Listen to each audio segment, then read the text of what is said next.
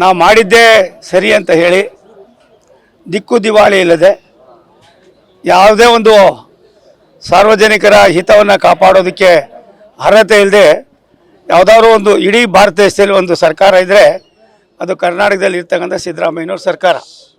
ಈ ಸರ್ಕಾರಕ್ಕೆ ದಿಕ್ಕು ಇಲ್ಲ, ದಿವಾಳಿನೂ ಇಲ್ಲ, ಮ್ಯಾಂಡೇಟು ಇಲ್ಲ. ಜನರ ಭಾವನೆಗಳು, ಜನ ಕೊಟ್ಟಂಥ ಒಂದು ಸಂದೇಶವನ್ನು ಆ ಜನರಿಗೋಸ್ಕರವಾಗಿ ಮಾಡಬೇಕು ಅನ್ನುವ ಒಂದು ಸಣ್ಣ ಕಿಂಚಿತ್ತು ಕೂಡ ಕಾಳಜಿ ಕನ್ಸರ್ನ್ ಇಲ್ಲದೇ ಇರ್ತಕ್ಕಂಥ ಯಾವುದಾದ್ರು ಒಂದು ಲಫಂಗ ಸರ್ಕಾರ ಇದ್ದರೆ ಅದು ಸಿದ್ದರಾಮಯ್ಯನವ್ರ ಸರ್ಕಾರ. ಇಂಥ ಸರ್ಕಾರದ ಬಗ್ಗೆ ಮಾತನಾಡೋದ್ರೊಳಗೆ ಅವಶ್ಯಕತೆ ಇಲ್ಲ. ಜನ ದೇಶವನ್ನು ಯಾರು ಧಿಕ್ಕರಿಸ್ತಾರೆ, ಜನನೂ ಕೂಡ ಅವರು ಧಿಕ್ಕರಿಸ್ತಕ್ಕಂಥ ಕಾಲ ಸನ್ನಿಹಿತವಾಗಿದೆ. ಕಾಂಗ್ರೆಸ್ ಪಕ್ಷದಲ್ಲೇ ಕುದುರೆ ವ್ಯಾಪಾರ ಶುರುವಾಗಿದೆ. ದುಡ್ಡು ಕೊಟ್ಟವರಿಗೆ ಸಿಎಂ ಸ್ಥಾನ ಅನ್ನೋ ಒಂದು ಚರ್ಚೆ ಕೇಳಿ ಬರ್ತಾ ಇದೆ. ಒಂದು ಇದು ಇವತ್ತಿನ ಕಾಯಿಲೆ ಇಲ್ಲ.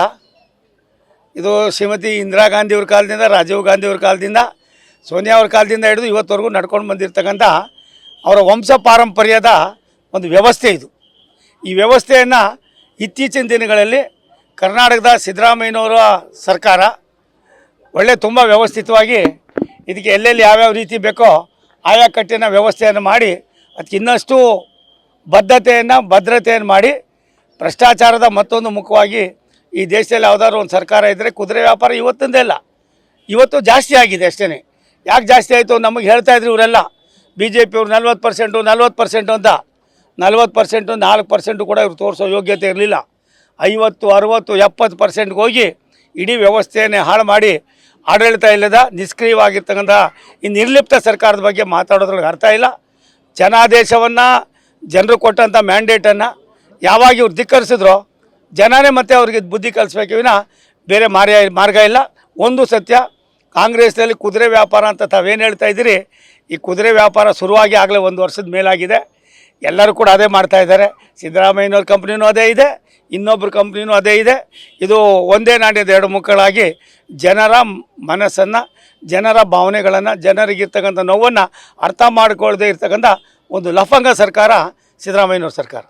ಇವತ್ತು ಜಾಸ್ತಿ ಆಗಿದೆ ಅಷ್ಟೇ. ಯಾಕೆ ಜಾಸ್ತಿ ಆಯಿತು ನಮಗೆ ಹೇಳ್ತಾಯಿದ್ರು ಇವರೆಲ್ಲ BJPಯವರು 40% ಅಂತ.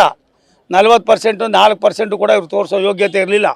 50, 60, 70%ಗೆ ಹೋಗಿ ಇಡೀ ವ್ಯವಸ್ಥೆಯನ್ನೇ ಹಾಳು ಮಾಡಿ ಆಡಳಿತ ಇಲ್ಲದ ನಿಷ್ಕ್ರಿಯವಾಗಿರ್ತಕ್ಕಂಥ ಈ ನಿರ್ಲಿಪ್ತ ಸರ್ಕಾರದ ಬಗ್ಗೆ ಮಾತಾಡೋದ್ರೊಳಗೆ ಅರ್ಥ ಇಲ್ಲ. ಜನಾದೇಶವನ್ನು, ಜನರು ಕೊಟ್ಟಂಥ ಮ್ಯಾಂಡೇಟನ್ನು ಯಾವಾಗ ಇವ್ರು ಧಿಕ್ಕರಿಸಿದ್ರೋ ಜನನೇ ಮತ್ತೆ ಅವ್ರಿಗೆ ಬುದ್ಧಿ ಕಲಿಸ್ಬೇಕು ವಿನ ಬೇರೆ ಮಾರ್ಗ ಇಲ್ಲ. ಒಂದು ಸತ್ಯ, ಕಾಂಗ್ರೆಸ್ನಲ್ಲಿ ಕುದುರೆ ವ್ಯಾಪಾರ ಅಂತ ತಾವೇನು ಹೇಳ್ತಾ ಇದ್ದೀರಿ, ಈ ಕುದುರೆ ವ್ಯಾಪಾರ ಶುರುವಾಗಿ ಆಗಲೇ 1 ವರ್ಷದ ಮೇಲಾಗಿದೆ.